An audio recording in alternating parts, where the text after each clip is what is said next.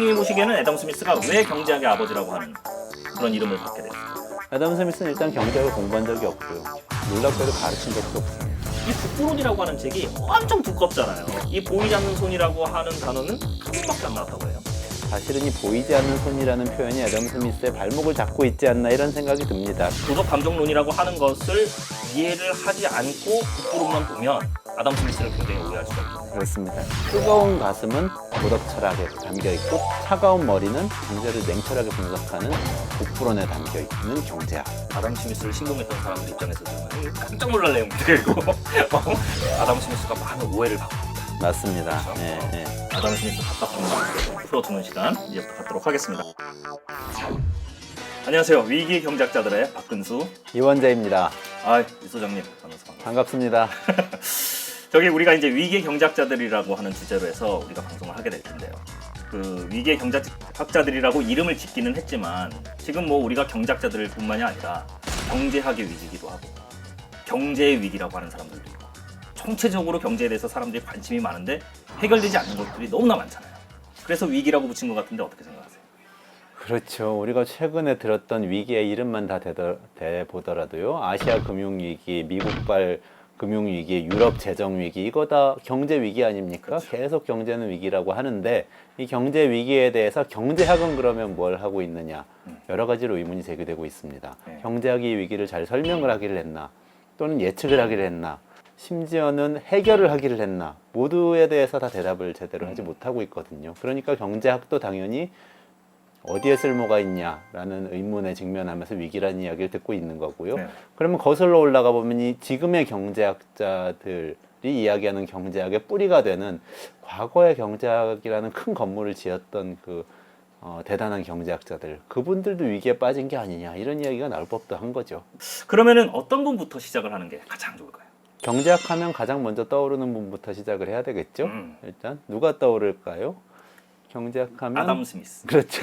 경제학의 아버지라고 불리는 분인데요. 네. 이분부터 시작해서 이야기를 풀어가는 게 아무래도 경제학을 이야기할 때는 가장 자연스럽지 않나 이런 생각입니다. 뭐 아담 스미스 하면은 기본적으로 꼭 경제를 공부하지 않아도 보이지 않는 손, 국부론, 뭐 근대시대 방인주의 뭐 이 정도는 사람들이 알고 있는 거는 뭐 기본적인 상식으로 사람들이 많이 알고 있으니까요. 또 그쵸? 사실 애덤 스미스는 다양한 측면의 이야기들을 했고 우리가 그렇게 인용할 때는 상당히 그 단편적인 사실들만 가지고 이야기를 하는 건데요. 좀 더 그쵸. 깊이 볼 필요가 있습니다. 뭐 그 얘기는 이제 차근차근 이제 나누기로 하고 아담 스미스가 경제학의 보통 아버지다 이렇게 말씀하셨는데 이제 국부론이라고 하는 아주 유명한 책을 썼단 말이죠. 아주 방대한 책인데 그 책이 나온 지가 이제 거의 한 250년 가량 가까이 되고 있어요. 200년이 훨씬 넘는 시간인데도 아직까지 그 책에 써져 있는 그 보이지 않는 손, 이 보이지 않는 손이 아직까지도 우리 사회를 지배하고 있는 가장 그 중요한 핵심 작동 원리 이렇게 쓰이고 있지 않습니까? 또 그렇죠? 그렇습니다. 그런데 지금 상황을 보면요. 사실은 이 보이지 않는 손이라는 표현이 애덤 스미스의 발목을 잡고 있지 않나 이런 생각이 듭니다. 그런데 사실은 보이지 않는 손 말고 다른 이야기들도 애덤 스미스가 많이 했었기 때문에 애덤 스미스가 아마 타임머신을 타고 지금 세계로 와서 한번 이런 자리에 앉아서 같이 이야기를 나눈다면 상당히 억울하다는 이야기를 할 것 같습니다. 아, 그렇죠. 아담 스미스 답답한 마음 우리가 좀 풀어주는 시간 이제부터 갖도록 하겠습니다. 그러면은 경제학의 시조, 경제학 아버지 애덤 스미스 지금부터 만나러 가보겠습니다.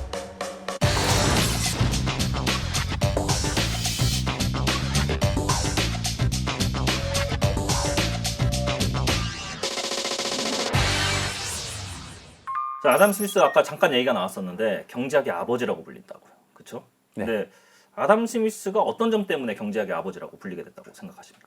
두 가지로 설명을 할 수가 있는데요. 첫 번째로는 경제 또는 경제학이라는 개념이 독립적으로 그 당시에 처음으로 생기기 시작했고 아담 스미스가 그것에 대해서 처음으로 설명을 했다는 게 이제 첫 번째 이유가 될 수 있습니다. 사실은 아담 스미스까지만 해도요. 경제학, economics라는 표현을 쓰지 않았습니다. 그렇죠. 아담 스미스도 안 썼죠. 그렇습니다. 아담 그렇죠. 스미스도 폴리티컬 이코노미라는 이야기를 합니다. 그러니까 정치하고 경제가 같이 있는 개념이잖아요. 그때까지만 해도 그렇게 표현으로는 이야기가 됐던 거죠. 그 전으로 거슬러 올라가면 신학이나 철학에서 정치와 경제를 다 이야기하는 시대였고요. 분화가 되기 시작하는 지점에 있었다는 점에서 애덤 스미스가 경제학의 아버지다 이렇게 불리고요. 두 번째로는 실제 그 뒤에 나오는 250년 동안 국부론 이후에 많은 경제학자들이 시장 방임주의도 이야기하고 정부의 개입도 이야기하고 네. 여러 가지를 이야기하는데 이 모든 이야기들이 애덤 스미스 이야기 안에 그 싹이 있습니다. 그래서 전체적인 틀을 처음으로 제시했다는 점에서 아버지라고 불릴 만한 자격이 있는 거죠. 그러니까는 경제 현상에 대해서 어떤 체계를 만드는 그런 작업을 한과 동시에 경제 현상에 대해서 얘기를 하는 것을 하나의 독립적인 학문의 분야로 만들었다. 그러니까는 경제학의 아버지라고 한다. 막상 자기는 경제학이란 말을 한 번도 해본 적도 없는데. 맞습니다. 그게 원래 모든 학문의 아버지들이 대체로 다 그래요. 그런 그렇죠? 것 같습니다. 독창적으로 만들었다라고 할 수도 있지만 완전히 100% 맞는 것도 아니고, 그리고 뭐 막상 보면은 뭐 뒤에서 나중에 이제 아버지라는 칭호를 붙여서 자기는 아버지인지도 모르고. 바흐 같은 경우에도 여기가 이제 그 녹음실인데 음악 장비들 되게 많잖아요. 음악의 아버지 바흐. 뭐 그러면은 보통 그러면 바흐 이전에 음악이 없었냐면 음악이 없었던 것도 아니고 도레미파솔라시도 이런 거 뭐 피타고라스가 만들었다고 그러더라고요. 근데 그런 걸 만든 다음에 화성학이라고 하는 걸로 해서 음계를 어떻게 조율하느냐 이런 것을 이제 바흐가 정립을 하니까 하나의 체계를 만들었다고 해서 음악의 아버지 이렇게 불리고 그렇죠? 저는 이제 정치학을 또 좀 공부하기는 하지만 뭐 자랑은 아닙니다. 근데 이제 하다 보면 보통 정치학의 아버지라고 불리는 사람이 마키아벨리 이렇게 많이 얘기를 하는데 마키아벨리가 있기 이전에도 뭐 정치라고 하는 것은 있었단 말이죠. 하지만 이것이 독립된 학문으로서 이제 인정을 받은 거는 마키아벨리인데 마키아벨리도 정치학이라는 건 몰랐어요. 그러니까는 그렇게 보면은 아담 스미스라고 하는 사람이 경제학의 아버지가 됐다는 것이 좀 어느 정도 설명이 좀 가능한. 그러면은 그 당시의 시대상이나 이런 거를 알고 그 경제학의 아버지라고 하는 이름을 붙여준 것을 좀 이해할 필요가 있을 것 같기도 하네요. 그렇죠? 예, 그러니까 그 시대를 좀 생각을 해볼 필요가 사실은 예. 있습니다. 아까 마키아벨리도 그 시대가 있고 바하도 그 네. 시대가 있는데요. 애덤 스미스가 나왔던 그 시대가 어떤 시대였냐? 이제 시대가 전환하고 있던 그런 시기였습니다. 네. 보통 이제 경제 운용 원리를 우리가 세 가지로 나누어서 설명을 합니다. 그게 뭐냐면요, 관습과 명령과 시장입니다. 관습이란 건 이런 겁니다. 이 과거의 이 원시 공동체 사회에 가면요, 어떤 사람은 계속해서 사냥 나갑니다. 돌도끼 들고 나와가지고 계속 동물 잡는 일을 합니다. 그리고 사냥 안 나갈 때는 그냥 누워서 놉니다. 어떤 사람은 계속해서 기다리고만 있다가 고기가 오면 그때부터 고기를 막 잡습니다. 그리고 나서 그걸 나눌 때 보면은 형은 어떤 고기에 뭐 어떤 엉덩이 부위를 가져가고 동생은 다리 부위를 가져가고 이런 것들이 막 다 정해져 있는 게 이제 원시 공동체 사회인데요. 그거는 누가 그걸 시켜서 그런 것도 아니고 그게 자기들의 무슨 이윤을 추구하기 위해서 그런 것도 아니고 그냥 정해져 있는 겁니다. 그냥 뭐 합리적으로 결정을 한 것이 아니라 그렇게 하기로 돼 있는 거죠. 그렇죠. 자기도 우리 모르게. 아버지 때도 그랬고 우리 할아버지 때도 그랬고 그러니까 우리 뭐 그냥 하는 거지. 옛날에 뭐. 그 초등학교 때 배운 그 품앗이 뭐 이런 거 있지 않습니까? 그렇습니다. 옛날부터 내 이익을 위해서 왜 남을 도와줘야 돼? 내 거 하기도 바쁜데. 하지만 가서 옆에 가서 도와주는 거. 뭐 이런 것도 그렇죠. 다 전통과 관습에 의해 가지고 경제 문제를 해결하는 걸로. 맞습니다. 네. 그게 이제 전통적인 하나의 이 경제 문제 해결 방법이고요. 그 다음에 명령이라는 게 있는데요. 명령이라는 것은 누군가 절대자가 나타나, 절대적인 권력을 가진 사람이 나타나서 너는 이거 만들어, 너는 저거 만들고 다 만들고 나면 이거는 이렇게 나눈다, 저렇게 나눈다, 룰을 정해줘서 밀어붙이는 겁니다. 예를 들면 고대 이집트의 피라미드를 만들 때 노예들을 쫙 동원해가지고 한 군데 다 모아서 돌을 멀리서 날라오도록 한 다음에 피라미드를 만들게 하잖아요. 그 필요에 대해서는 누구도 묻지 않죠. 그건 이제 군주만 알고 있는 거죠. 그렇죠. 그렇게 전통 관습이라는 그 원리가 하나 있고 명령이라는 원리가 하나 있는데 이 차이가 약간 있습니다. 관습은 세상을 변화시키지 않습니다. 그러니까 관습이 지배하는 사회에서는 경제가 성장하지 않습니다. 그대로 가는 거죠. 명령은 사람들을 막 인위적으로 배치해서 괴롭히지만 경제가 성장하게 만들 수 있는 잠재력을 가지고 있습니다. 물론 망하게 만들 수도 있어요. 하지만 독재자든 군주든 계획을 잘 세워서 밀어붙이면 생산량이 막 늘 수가 있습니다. 근데 이 두 가지 질서가 그 애덤 스미스 시대 이전까지 있었던 겁니다. 시장이라는 질서는 일부 있긴 했는데 경제의 지배적인 형태가 되지 못했는데요. 애덤 스미스의 시대 요때에 이제 처음으로 시장이라는 원리가 나타나기 시작하는데요. 시장에서는 서로 이제 다들 이윤을 추구하면서 돈을 벌기 위해서 경제 생활을 하지 않습니까? 거래라는 것 자체가 그 이윤 추구에서 나오는. 그렇습니다. 그런데 그 전에 애덤 스미스 당시에는 중세가 거의 끝날 무렵인데 중세 때까지는 사람들이 이윤을 추구하지 않았습니다. 경제 생활을 해도 이윤 추구라는 개념 자체가 없었고 죄악시되기까지 했었죠.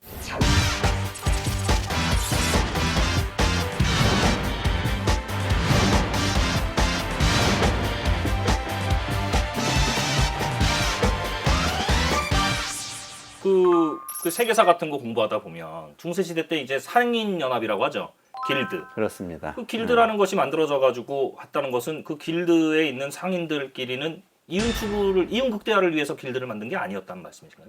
그게 아닌 거죠. 그러니까 길드는 생산을 하기 위해서 만든 어. 것인데 생산과 이윤하고는 약간의 차이가 있죠. 그러니까 예를 들면 길드에서는 누구를 몇 시간 일을 시키고 월급은 얼마를 주고 그리고 승진은 언제 되고 이런 것들이 관습으로 다 정해져 있었습니다. 그러니까 도제가 어떤 역할을 하고 장인이 어떤 역할을 하고 관습으로 다 정해져 있었고 그러니까 구조를 보면은 어떤 한 명의 장인이 막 성공해가지고 도제를 한 50명을 고용하고 100명을 고용해서 점점 더 성장해 나가서 대기업이 되고 이런 것은 상상할 수 없는 구조였습니다. 그러니까 경쟁을 피하고 관습을 유지하려고 하는 것이었을 뿐이지 길드라는 것이 이윤의 극대화를 위해서 움직이는 조직은 아니었다. 그렇습니다. 그렇게 이제 뭐 끽해야지 길드 정도가 있었던 중세 시대에서 네. 이제 근대로 이제 넘어온단 말이죠. 그렇죠? 그때가 이제 아담 스미스가 이른바 국부론이라고 하는 그 책 이제 쓰실 때인데 와, 그 상황이 굉장히 사회적으로는 굉장히 여러 가지 변혁이 많았던 때예요. 그렇죠? 그렇습니다. 그러니까는 정치적으로 얘기하면은 아담 스미스가 태어나기 좀 전에 이제 영국에서 명예혁명이 터지고 이제 의회 제도가 만들어지고 사람들이 자유를 누리기 시작하고 저기 이제 미국의 신대륙 미국은 1776년 그때가 이제 국부론이 있다가 말할 연도를 아주 잘 외우시네요. 제가 그게 전공인데 그것도 못 외우고 있으면 1688년 영국의 명예혁명 1776년입니다. 1776년 그리고 산업적으로 경제적으로 보면은 1776년도에 그 제임스 와트가 증기기관차를 출시했어요. 그러니까 그 전에 만들었는데 시장에다 내놓은 거죠. 그래서 사실은 이게 말씀하신 그 시대의 정신이라는 것이 다 네. 통하는 겁니다. 제임스 와트가 사실 굉장히 불우한 천재입니다. 아, 그래요? 근데 그것이 시대를 잘 만나서 나중에 빛을 발한 건데요. 어떤 일이 있었냐면 이 사람은 처음부터 막 기계나 도구 같은 거 만들기 되게 좋아하는 사람이에요. 그 영국의 글래스고라는 지방에서 예. 이제 살았는데 거기서 장인으로 자리를 잡고 싶었습니다.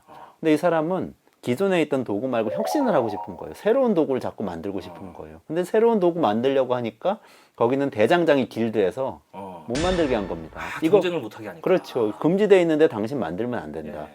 길드 조합원으로 들어오면 관습을 지켜야 되고 조합원이 아니면 만들어서 팔면 안 되고 우리가 다 가서 맡겠다 이렇게 되니까 에라 모르겠다고 포기하고 대학을 갑니다.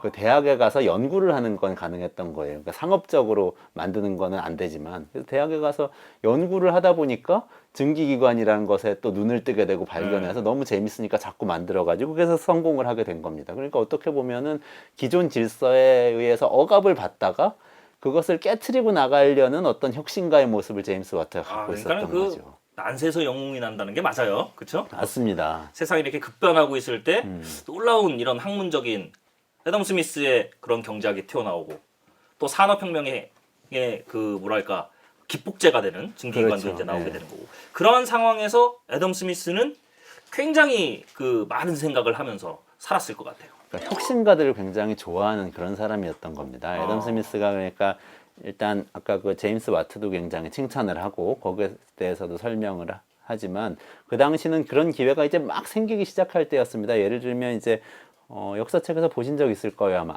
아크라이트라는 사람이 있었습니다. 제니 방적기라는 것을 개발했던 사람이죠. 그렇죠. 네. 그래서 굉장히 큰 돈을 벌었던 사람인데 이 사람도 동네 이발사였습니다. 실 뽑는 맞습니다. 실 실 뽑는 뽑는 게, 방적기. 그렇죠. 예. 예. 동네 이발사인데 어느 날 이렇게 손님들 이야기를 듣다 보니까 실을 일단 뽑아가지고 그 실을 가지고 옷감을 만들어서 옷을 만들잖아요. 네. 근데 옷 만드는 기술이 굉장히 많이 발달했다는 이야기를 들은 겁니다. 네. 그럼 옷을 많이 만들어야 되는데 네. 실 뽑는 기술은 옛날 그대로 있는 거예요. 그럼 이 사람이 딱 요즘 말로 하면 여기에 사업 기회가 있구나. 야, 주객이 전도된 상황을 잘 캐쳤네요. 그렇죠. 그래서 방적기에 관심을 쏟게 되는데요. 그러니까 동네 이발사가 엄청나게 큰 부자가 될 수 있는 이런 기회가 사실은 세계사적으로 처음으로 생긴 시대인 겁니다. 예. 그러니까 역전이 가능해지고 혁신이 가능해지고 이런 것들이 가능해진 시대에 대해서 애덤 스미스가 이런 것들이 어떻게 보면 세상을 변화시키는구나 하는 상당히 이제 개혁을 지지하는 마음으로 이런 새로운 경제학에 대해서 이야기를 하기 그렇죠. 시작하는 그러니까는 이미 시민혁명을 통해서 신분제라고 하는 것은 거의 완화가 되거나 이제 폐지 일부 직전까지 간 상황이고 그 자기의 능력만 있으면은 얼마든지 성공할 수 있는 사회가 되는 상황에서 그럼 그때 이제 아담 스미스는 뭘 하고 있었던 사람입니까 도대체? 어, 애덤 스미스가 이제 다들 경제학자라고 알고 계실 네. 텐데 우리가 알고 있는 경제학자들은 누굽니까? 대학에서? 경제학을 가르치는 교수님들이 그렇죠. 주로 네. 경제학을 대학에서 가르치는 교수님들이거나 아니면 이렇게 재야 경제학자라고 불리시는 분들도 그러니까 계시죠. 경제연구소에서 예. 경제를 연구하고 있거나 경제에 대한 글을 쓰거나 이런 그렇죠. 사람들이잖아요. 예. 근데 애덤 스미스는 일단 경제학을 공부한 적이 없고요. 경제학의 아버지니까 경제학을 공부하기가 어렵잖아요.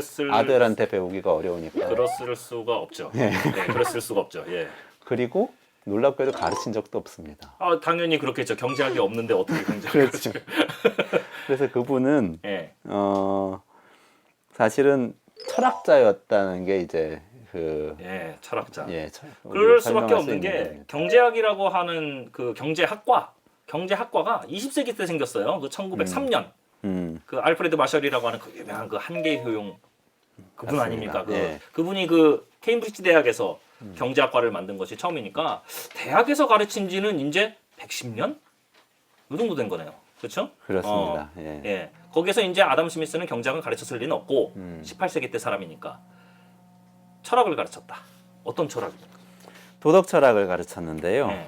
그래서 사실 이제 도덕 철학이 한 축에 있고 애덤 스미스 나중에 이 경제학이 있고 도덕 철학은 도덕 감정론이라는 책에 담겨 있고 집대성돼 있고 이 경제학은 국부론이라는 책에 집대성돼 있고 이렇게 양쪽으로 나눠져 있습니다. 그래서 알프레드 마샬 말씀하시니까 이제 생각이 나는데 네. 알프레드 마샬이 경제학자는 뜨거운 가슴과 차가운 머리를 가지고 현실을 냉철하게 보면서 따뜻한 마음으로 사람에게 네. 접근해야 된다 이런 네. 이야기를 명언을 네, 남겼잖아요. 그쵸, 그쵸. 네. 사실 애덤 스미스가 그런 사람이라고 보여집니다. 음. 뜨거운 가슴은 도덕 철학에 담겨 있고 도덕 감정론이라는 책에 담겨 있고 차가운 머리는 경제를 냉철하게 분석하는 국부론에 담겨 있는 경제학 이렇게 생각할 수 그러면은 있습니다. 아담 스미스를 이해하기 위해서는 결국에는 이 도덕 감정론이라고 하는 철학에 관련된 도덕 감정론 보니까는 철학 중에서도 윤리학 쪽에 좀 더 가까울 것 같은데요. 그 책과 국부론이라고 하는 경제학의 체계를 만들었다는 그 국부론 두 가지 책을 다 봐야겠어요. 그렇죠? 두 가지를 다 이해를 해야 됩니다.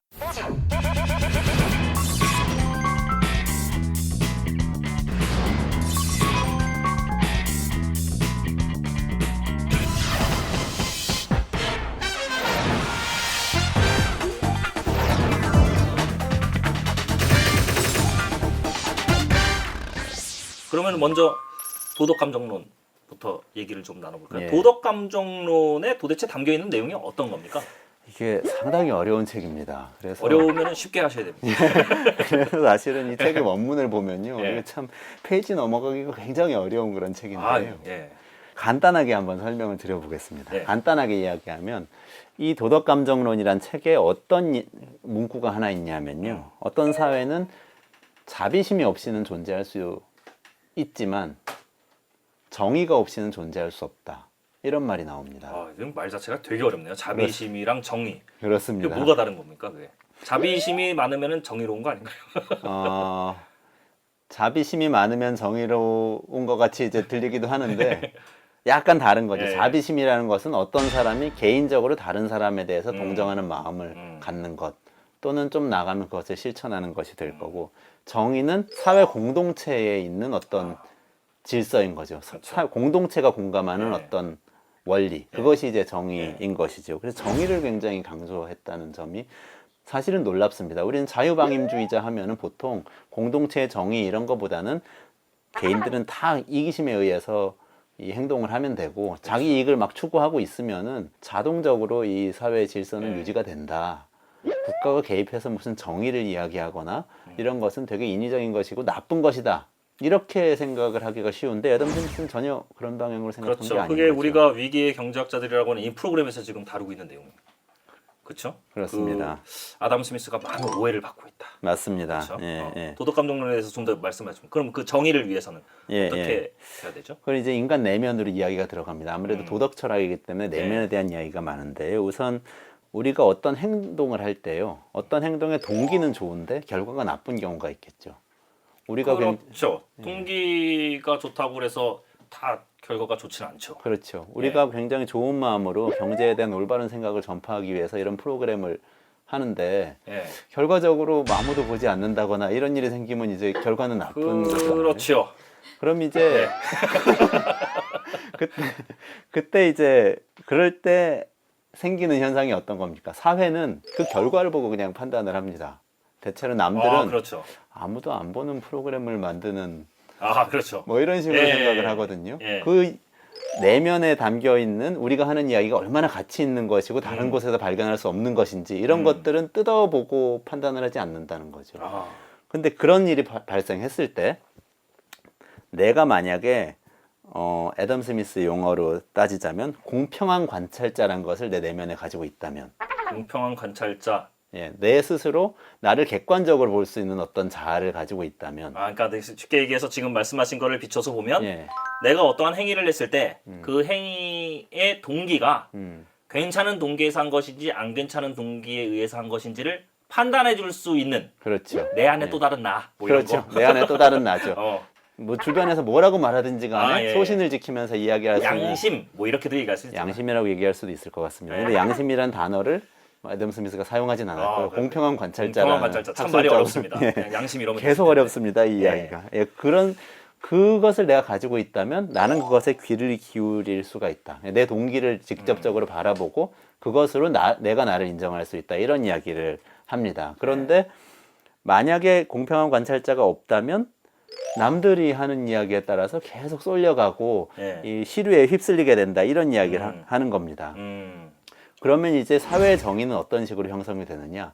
각각의 이 자아들이, 각각의 개인들이 공평한 관찰자를 얼마나 형성할 수 있느냐에 따라서 사회의 정의가 실현되느냐, 실현되지 않느냐가 판단이 됩니다. 이거는 경제학을 떠나가지고 이거 진짜 요즘의 그 현대인들이라고 하는 사람들한테 진짜 얘기를 많이 이걸 보여주고 싶네요. 진짜. 맞습니다. 예. 요 다음이 이제 굉장히 중요합니다. 그 사회 질서는 어떤 식으로 실현되냐? 이제 자유방임주의자들은 사실은 사회 질서라는 것은 그냥 사람이 개개인한테 맡기는 거다. 그렇죠. 이기심을 막 구현하고 뭐 그러다 보면 사회 질서가 생기는 거고 또는 뭐 우리 뭐 자선하고 뭐 기부하고 이런 것처럼 자비심에 맡기면 된다. 이런 식으로 생각하기 쉬운데요. 네. 그런데 애덤 스미스는 그게 아니라 법에 의해서 일단 세팅이 되고 그리고 그 법이 우리 마음 안에 의무감이란 것을 준다. 그래서 공평한 관찰자가 형성되면서 이 법의 정의가 우리 개개인을 통해서 실현된다. 이렇게 이야기를 합니다. 이거는 아담 스미스를 신봉했던 사람들 입장에서 들으면 이거 깜짝 놀랄 내용인데 이거. 그렇죠. 예? 국가가 어느 정도는 개입을 한다는 거 아닙니까? 그렇습니다. 그 법이라고 예. 하는 것과 제도가 어디까지 들어가야 될지는 잘 모르겠지만 예. 적어도 어느 수준까지는 들어가서 인간이 가지고 있는 마음속에 있는 공평한 관찰자를 예. 일깨워야 된다 이거잖아요. 맞습니다. 그렇잖아요. 그러니까 이 도덕 감정론이라고 하는 것을 이해를 하지 않고 국부론만 보면 아담 스미스를 굉장히 오해할 수가 있겠네요. 그렇습니다. 그 다음에 이제 조금 더 재밌는 얘기가 사실은 나옵니다. 조금 이해하기도 쉽고요.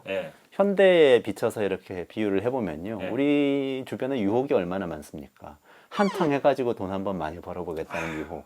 뭐 주식 한번 해본다. 남들이 뭐 집 산다 그러니까 집을 한번 사본다. 뭐 이런 유혹이 굉장히 많습니다. 영업할 때 요거 한마디만 속이면은 이거 한마디만 조금 이빨린 소리 하면 훨씬 돈 많이 벌어올 수 있고 그런 보너스도 받을 수 있는데 이런 유혹이 얼마나 많습니까? 뜨끔뜨끔합니다.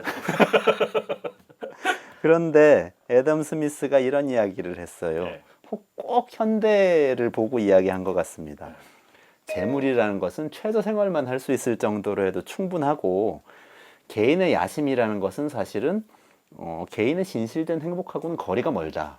이런 이야기를 이제 이 도덕감정론에서 하는데요. 그러면서 또 한편으로 무슨 이야기를 하냐면요. 하지만 개인들의 그 야심, 욕심, 최근에 이제 탐욕이라는 단어로 많이 이야기를 하는데요. 그것이 사실은 사회 번영을 이끄는 원동력이 또 된다. 이렇게 두 개를 나눠서 설명합니다. 이게 좀 이해가 잘 안 되는데요. 이게 둘 다 많이 듣는 얘기잖아요. 사회를 살면서. 돈이 행복을 가져다 주지 않아. 그냥 어느 정도만 있으면 돼. 뭐 이렇게 얘기하잖아요. 그렇죠. 그렇죠. 그 말도 있는 것이고. 그 말도 있는 것이고. 아니라 열심히 뭔가를 추구하고 최선을 다해서 뭔가를 해야 그래야지 뭔가 발전이 있는 거지. 뭐 이렇게 얘기하는 사람들도 있는 것이고. 근데 그렇습니다. 이거를 한 사람이 다 얘기했네요. 그렇습니다. 네. 두 종류의 인간이 있다고 이야기합니다. 첫 번째로 연약한 인간이라는 것이 있습니다. 연약한 인간. 예, 이 종류의 인간은 어떤 인간이냐면요. 뭔가 세상에서 좋다고 하는 게 있으면은 이렇게 귀가 솔깃해져 가지고 아 나도 저렇게 해야 되나 보다 하고 따라가는 아우 인간입니다. 좋은데요. 그러니까 돈이 좋다고 하는 세상에서는 돈을 쫓아서 쫙 가는 사람입니다. 예. 부자가 되면 사람들이 나를 우러러볼 것 같아. 그러면 부자가 되기 위해서 막 노력하는 사람입니다. 애덤 스미스는 이런 사람을 연약한 인간이라고 이야기를 합니다. 그런데 그런데 이 연약한 인간이 사회적 약자 이런 걸 얘기한 건 아니군요. 그건 아니고요. 예, 그게 아니고 그게 오히려 전혀 아니네요. 예, 세파에 잘 휩쓸리고 어쩌면 이런 사람들이 진짜로 강한 자가 되죠. 그렇죠. 예. 그런데 이제 이런 연약한 인간들이 사회 번영을 주도하게 된다. 그게 이런 방금 이야기입니다. 말씀하신 탐욕.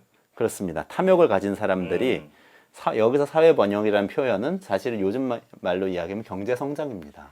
그러네요. 예, 이윤국다리에서 막 뛰다 보니까 이 기업들이 아이고 막 이익을 늘려야 되니까 막 비용을 절감하기 위해서 막 이렇게 여러 가지 혁신을 하기도 하고요. 네. 기계 값도 뭐 막 혁신은 별로 안 깎아보기도 하고 하고 이제 재료비도 깎고 구조조정하고 그렇죠. 이제 구조조정도 단가 하고 후려치기. 그리고 매출을 많이 늘려야 되니까 네. 뭐 계속 뭔가 새로운 걸 만들어냅니다. 스마트폰도 만들고 뭐 노트북도 만들고 무슨 패드도 만들고 이런 걸 막 만들어내는 거죠. 그런 사람들이 결국에는 경제 외형을 키우고 있는 건 사실이죠. 대기업들이 그렇죠. 막 경쟁하면서 경제 외형을 키우고 있지 않습니까? 그분들이 연약하신 분들이었군요. 그렇죠. 그런 사람들을 연약한 인간이라고 애덤 스미스가 예. 표현을 합니다. 예. 근데 저도 연약해지고 싶네요. 그런데 이제 그 다음에 애덤 스미스의 숨겨진 진수가 있습니다. 그런데 다른 종류의 사람들이 있는데 그 사람들은 현명한 인간이다.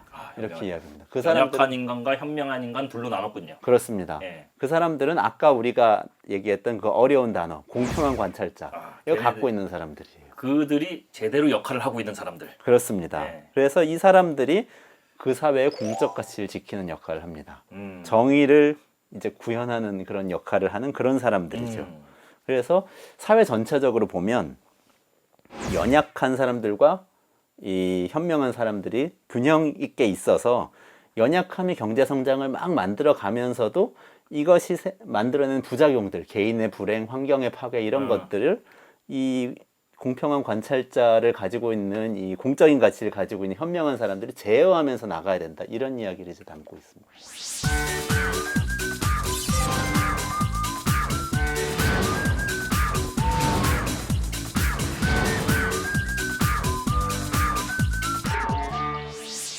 이게 굉장히 철학적이네요. 그러니까는 어떤 의미에서는 각각의 역할이 있다는 거잖아요. 그렇습니다. 사람들이 예. 연약한 사람들은 자신의 이기적 본성에 따라서 경제 성장을 이루는 것만으로 자기의 역할을 하는 것이다. 연약하다는 것이 꼭 나쁜 것이 아니다. 그렇죠. 사회를 봐봐서 다만 그들이 만들어내는 부작용이 있을 수 있으니 뭐 예를 들면은 그 현명한 자들이라고 불리는 공평한 관찰자가 제 역할을 하고 있는 사람들은 뭐 정치인이 된다든지 그렇죠. 예를 들면 예, 예. 뭐 요즘으로 얘기하면 뭐 시민단체로 감시 활동 같은 걸 한다든지 뭐 이런 식으로 해가지고 그것에 대한 부작용을 상쇄시키면은 사회가 전반적으로 성장을 하면서 정의로워지는 사회가 만들어질 수 있다. 뭐 이런 얘기를 하고 맞습니다. 있는 것이네요. 그러니까 현대 자유방임주의자들의 애덤 스미스를 인용할 때 얘기하는 아니 그 정치라든지 법이라든지 이런 것들은 최소화를 해야 되고 예. 시장에서 다 같이 이기심에 의해서 경쟁하다 보면은 좋아지는 거라고 애덤 스미스가 그랬지 않냐라고 얘기하는 거 틀린 말인 거죠. 그렇게 알고 있었죠. 아담 스미스는 모든 인간은 이기적이다. 이기적이기 때문에 다 탐욕이고 이 탐욕을 추구하는 과정에서 경제가 성장한다. 반만 맞는 얘기였네요. 반만 그렇죠. 맞는 얘기. 그렇긴 한데 그 탐욕은 제어받아야 된다. 그 제어하는 사람들이 이제 법을 만들고 감시를 하고 이런 사람들이라고 또 봤던 거죠. 이건 좀 새로운 사실로 받아들이시는 시청자 여러분 좀 많을 것 같아요. 이걸 알아야 이제 보이지 않는 손의 의미를 이제 총체적으로 종합적으로 이해할 수 있게 됩니다. 그렇죠. 인재 도덕감정론이라고 하는 것에서 인간이라고 하는 것을 이렇게 나누었고 그리고 사회와 법과 제도를 통한 정의 그리고 개인의 양심 공평한 관찰자로서의 역할 이런 것도 강조하는 아담 스미스의 철학적 사상의 기초 하에 이제 국부론이라고 하는 책이 쓰여지면서 거기에 이제 보이지 않는 손, 그렇습니다. 예, 이놈의 보이지 않는 손이 전 세계를 지배하고 있습니다. 이걸 좀 이제 봐야 될 것 같습니다. 그럼 여기 이제 그려져 있는데. 예, 이게 안중근의 발송 같아요. 애덤 스미스에게도 또 원죄가 있긴 있죠. 2008년 미국발 금융위기. 다 아담 스미스 때문이다. 대공원. 다 아담 스미스 때문이다. 노을 쇼크. 다시 화려하게 또 폭삭. 아담 스미스 때문이다. 정말 아름다운